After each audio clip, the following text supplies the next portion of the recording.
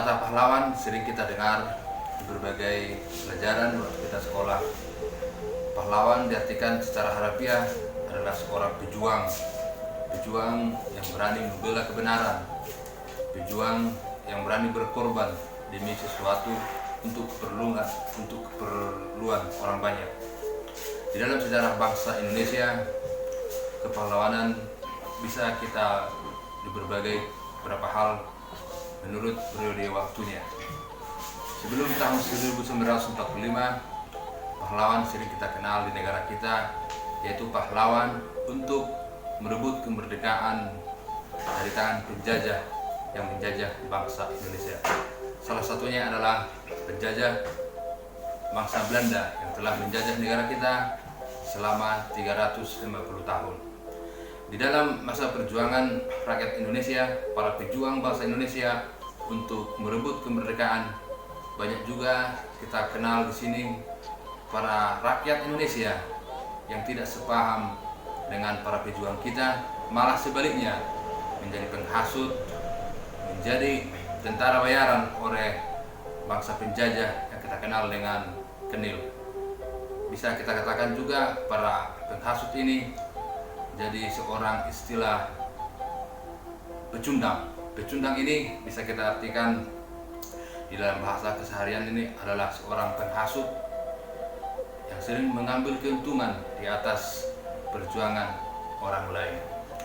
Itulah yang menjadi salah satu faktor bangsa kita, bangsa Indonesia, yang susah sekali merebut kemerdekaan itu dari tanah penjajah.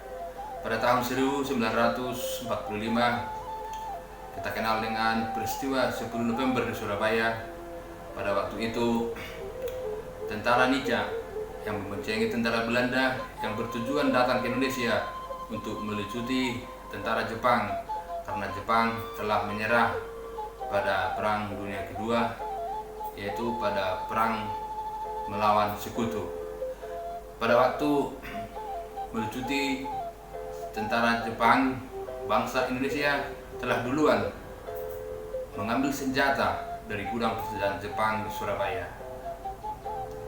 Pada waktu itu Belanda bersama dengan tentara Sekutu berniat lagi untuk menjajah bangsa Indonesia. Pada waktu itu para pejuang-pejuang rakyat kita dari Surabaya, salah satunya itu yang dimotori oleh Bung Tomo, tidak mau lagi terkecoh oleh politik para penjajah yang mau menjajah lagi bangsa Indonesia, padahal bangsa Indonesia telah memproklamirkan kemerdekaan melalui proklamator kita Soekarno-Hatta. Nah, di dalam beberapa kali ke depannya banyak sekali rintangan-rintangan yang dihadapi bangsa Indonesia yang kita kenal dengan para penjajah-penjajah pemberontak yang datang sendiri dari rakyat, dari bangsa Indonesia sendiri. Setelah Indonesia merdeka tahun 1945, perjuangan bangsa Indonesia malah lebih berat.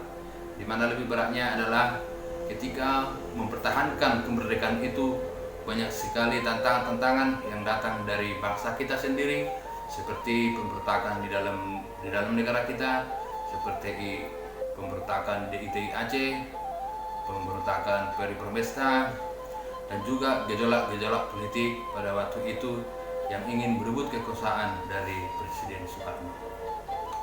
Sekarang kita telah memasuki industri era 4.0, di mana pada saat ini kita harus berjuang dengan negara-negara lain di dalam menghadapi ekonomi global, baik sosial, politik, budaya, di mana pada era 4.0 ini semua sudah serba canggih, semua serba sistem digitalisasi, semua serba sistem otomatisasi.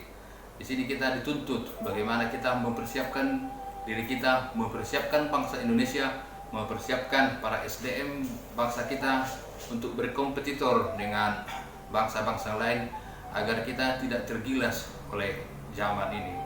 Ketika kita sudah bisa bersaing, maka kita akan bisa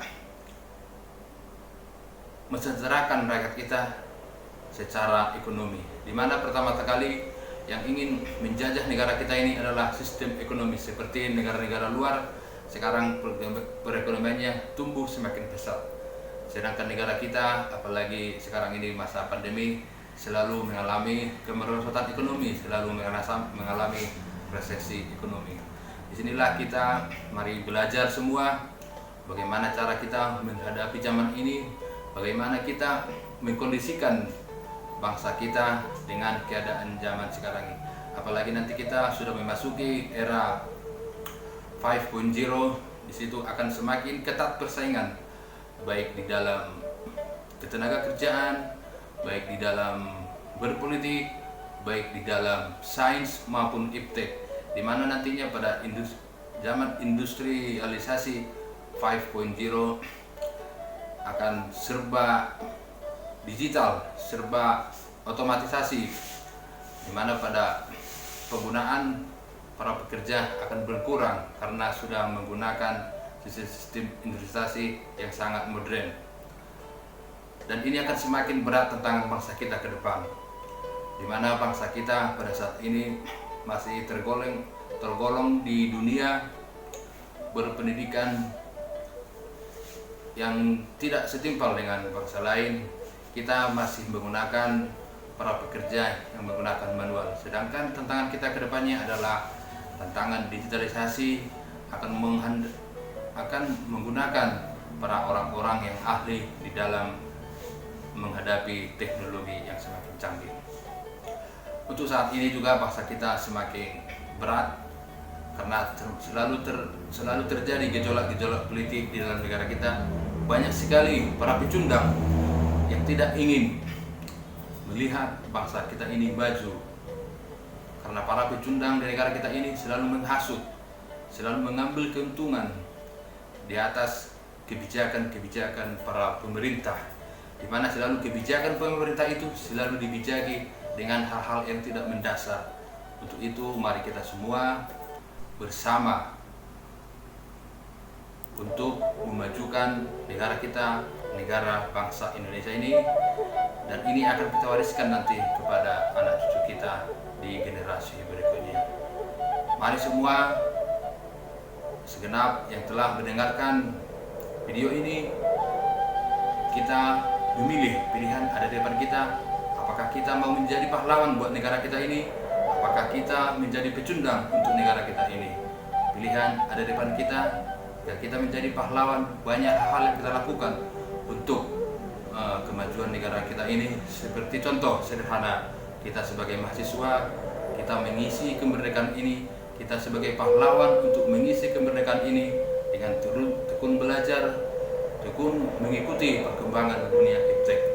Jadi pilihan ada di depan kita, hendaknya kita menjadi pahlawan untuk mengisi kemerdekaan kita ini melalui inovasi pikiran kita, melalui peningkatan prestasi kita dimanapun kita berada agar berguna bagi masyarakat banyak. Sekian dan terima kasih dari saya, Sopar, sampai mahasiswa Uniba Universitas Balikpapan angkatan 2020-2021. Terima kasih.